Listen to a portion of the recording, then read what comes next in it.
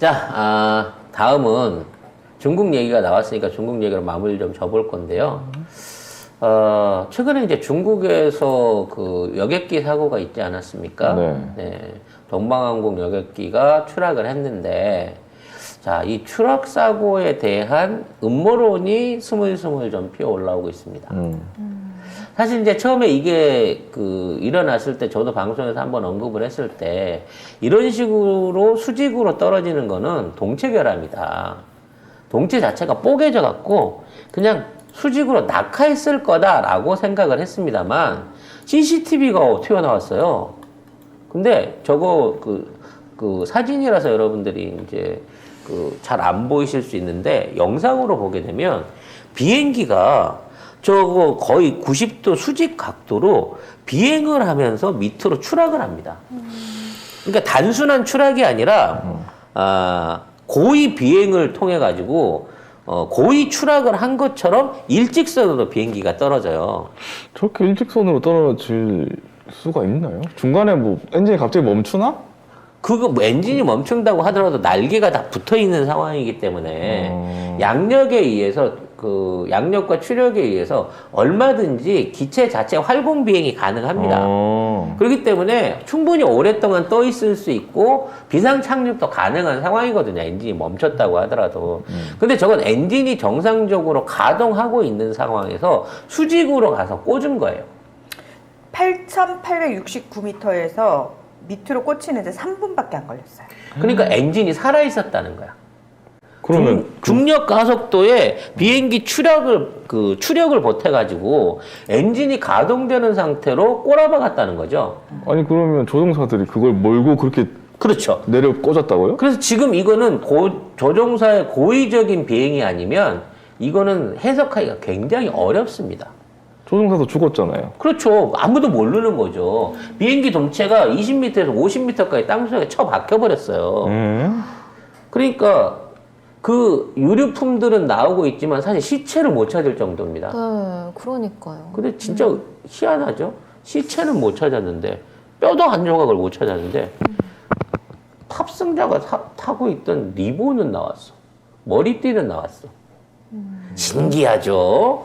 희한하죠. 9.11 사태 때 건물이 통째로 다 탔는데 테러에 가담한 그 테러 분자들의 여권 9개는 다 나온 것처럼 정말 놀라운 현상이 한두 가지가 아닙니다. 그리고 그 머리띠만을 보고 저건 우리 집사람 머리띠입니다라고 증언해주는 남편과 그 부인이 머리띠를 착용한 사진이 또 바로 올라오긴 했죠. 네. 아무튼 어찌 됐거나 두 가지 부분 안에서는 굉장히 큰 이슈를 갖고 있습니다. 첫째, 왜 비행기 안전장치가 작동하지 않았느냐는 거죠. 비행기가 추락하게 되면 그거를 자세 제어를 통해 갖고 추락을 방지하기 위한 그러한 기능들이 충분히 작동을 합니다. 그래서 그 장치가 작동하지 않은 이유가 일단 의심스러운 거고요.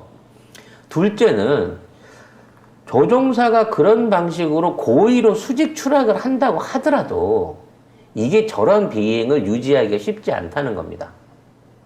저 정도의 가속이 붙어서 직접 떨어지면 중력 가속도를 20 이상을 받거든요.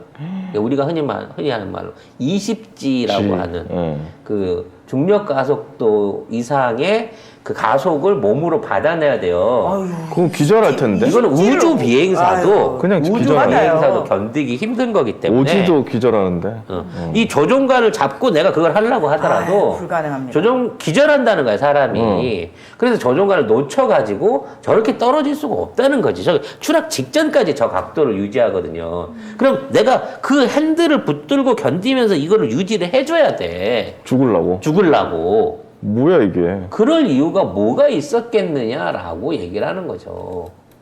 그리고 이제 요거는 그 기존에 알려진 음모론인 거고, 송 작가의 외계인들의 첩보에 의하면 일단 당시에 현재까지도 그 희생자 유가족들에 대한 시신이 제대로 수습이 안 돼요.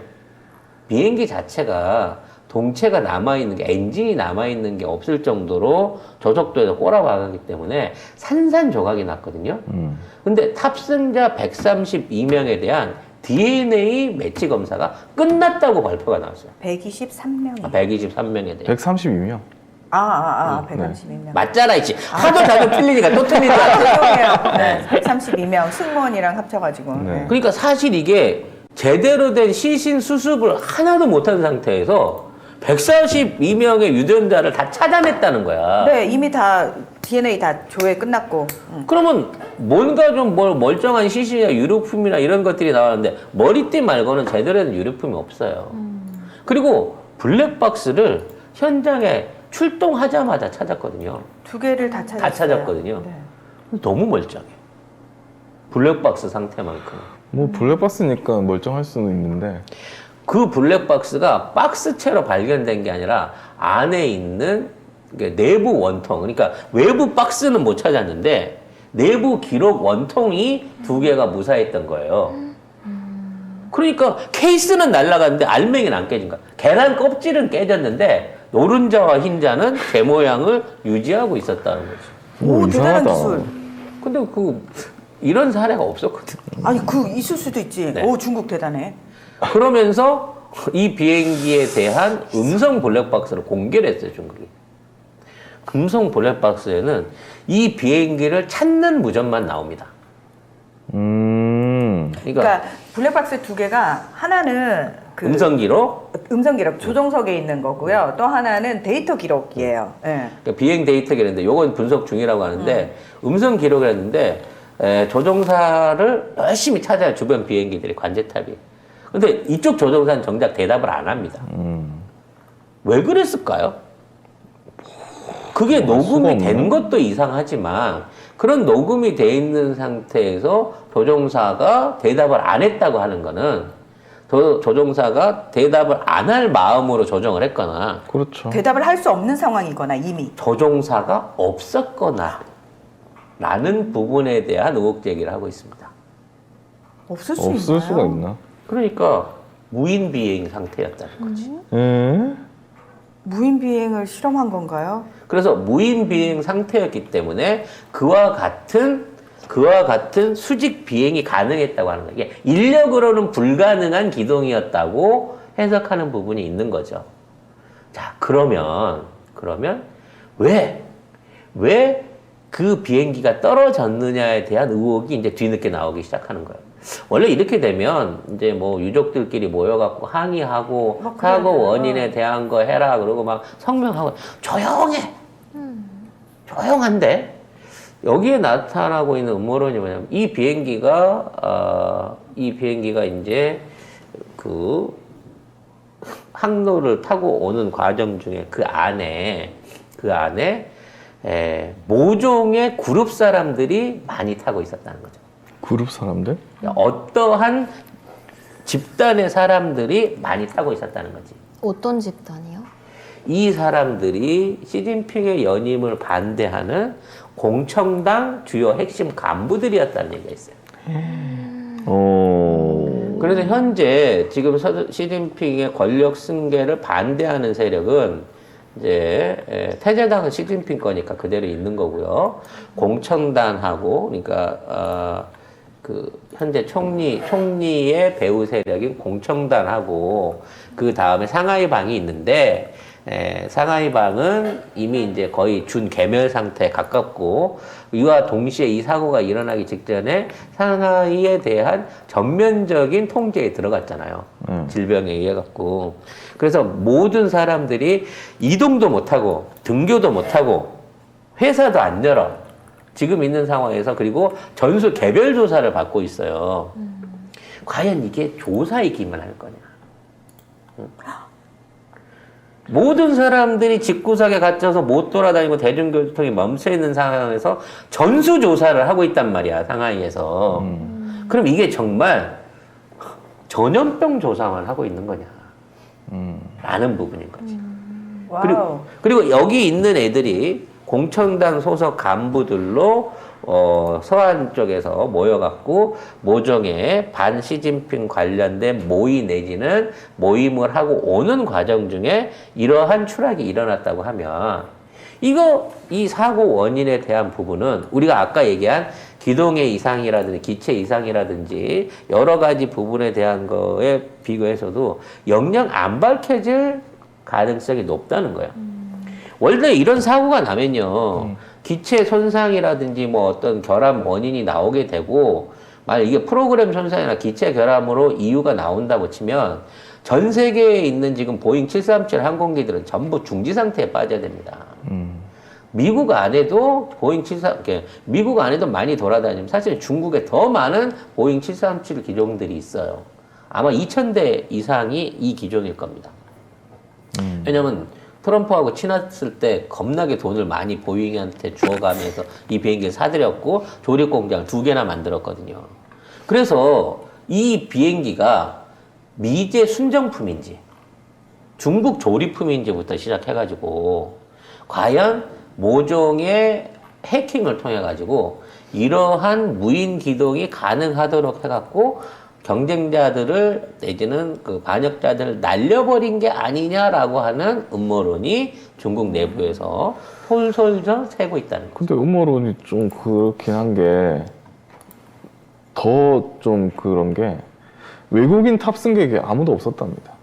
외국인 승무원도 없었고요. 그리고 그 전에 한 몇 달 전에 한국인 승무원들 다 해고했어요. 이 동방 항공에서. 그래서 그게 기사로 나오고 그랬거든요. 그래서 오히려 해고당한 게 잘한 거다. 뭐 이런 얘기. 일부러 해고시킨 것 같은 느낌도 아니 들고. 왜냐면 이제 연장해주기로 해서 정규직 전환 이틀 남겨놓고 전부 해고를 시켰다고 해요. 네. 저는 동방항공 얘기 나오면 제가 늘 드리는 말씀이 하이난 항공 얘기가 나오고 있는데 하여튼 하이난 항공이 갖고 있었던 지분을 지금 동방항공이 많이 이어받아 갖고 있거든요.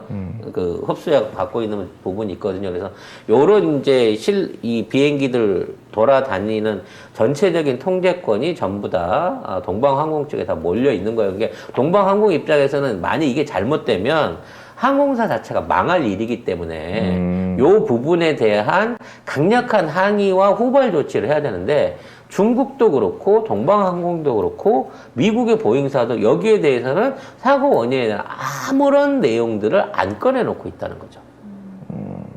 그리고 거기가 이제 물론 코로나 때문에 외국인 탑승자가 없다라고는 얘기하지만 너무 빠르게 확인된 탑승자 명단들과 그 DNA 대조가 끝나버린 이런 상황들도 중국이 이렇게까지 사고 조습을 잘하나 싶은 거고요. 결국 사고 원인이 조종사의 고의 과실에 의한 비행 쪽으로 몰아가면서 기체 이상에 대한 얘기가 안 나오고 그냥 지금 돌아다니고 있는 동방항공을 비롯한 737들의 운행이 지금 정상적으로 계속 다 유지되고 있다는 거예요. 이것 또한 매우 특이한 경우라는 거죠. 동종의 비행기가 떨어지게 되면 지난번 뭐 인도네시아에서 떨어졌던 그 737 맥스 같은 경우에 거의 6개월을 비행기를 못 띄우게 했단 말이에요. 맞아요. 근데 미국 내에서부터. 이번에는 그런 조치가 전혀 없는 상태에서 평안하게 유지가 되고 있고 죽은 사람만 불쌍한 상황이 되고 있다는 거죠. 근데 되게 짠 듯이 미국도 조용해. 미국 언론도. 왜냐면 이게 문제돼갖고 보잉 737 전체적으로 세계적으로 이런 보이콧이라든지 운행 정지가 일어나면 매우 곤란해지거든요. 그래서 어찌됐거나 이 부분에 대한 진실은 드러나진 않겠지만 상하이가 강제로 샷다운을 당한 부분부터 왜냐면 상하이 샷다운은 중국 경제의 절반을 사실상 포기하고 해야 되는 짓거리거든요. 근데 이런 말도 안 되는 봉쇄와 상하이가 주민이 몇 명이에요? 2,500만 명이요. 2,500만 명에 대한 전수 검사를 하고 있다라는 것 자체가 이게 대대적인 모종의 색출이 아니겠느냐라는 얘기도 있다는 겁니다. 네. 근데 워낙 중국은 상상을 초월하는 나라이기 때문에 네. 과연 시진핑 정권을 위해서 이러한 음모가 그러니까 내부 쿠데타에 대한 또는 정적에 대한 숙청을 목적으로 이러한 엄청난 음모를 저지를 수 있는 것일까라는 부분에 대한 판단은 여러분한테 맡겨두도록 하겠습니다. 저는 사실 그래요. 경이 당선되기 전까지만 해도 중국 역시 후진국에 막 이랬거든요. 지금은 뭐 경도 당선되는 나라에 살고 있기 때문에 그렇게 중국만 손가락질은 못 하겠네요. 네, 할 말이 없네요. 네, 여러분 충격 받으셨어요? 채팅이 지금 네. 조용합니다. 아, 유족이 왜 가만히 있지라고 하셨는데 중국 정부에서도 슬픔에 초점 맞추지 말라고 지금 이미 보도 지침 다 내렸죠. 보도 지침을 다 내려가지고 그래서 지금 이제 여러분이 보셨던 사진이나 동영상들 같은 경우에는 중국 안에서는 검색이 안 되는 그렇죠. 사진과 그림입니다. 검색이 안 될 뿐만 아니라 이걸 가지고 SNS에 올리면 공안에 잡혀가죠. 네. 자, 그런 체계가 윤석열이 바라는 미래 디지털 사회에서는 우리나라도 이런 것들을 실시하지 않을까. 네? 실시간 SNS와 유튜브 감시 뭐 이런 것들이 있지 않을까라는 거기 또 블랙리스트 네. 나오긴 하겠죠. 두려움을 가져봅니다. 가급적이면 중국은 공산당이라고요. 네. 공산당보다 더한 게 국진당이에요. 순서대로 잡아갔으면 하는 바람이고요. 네. 헐. 오늘 방송을 통해서 아마 13만 구독자를 확보하는 방송이 될 걸로 저는 기대를 하고 있는데 아무튼 여러분들이 저희와 함께 해주시고 지켜주시기를 기대하도록 하겠습니다.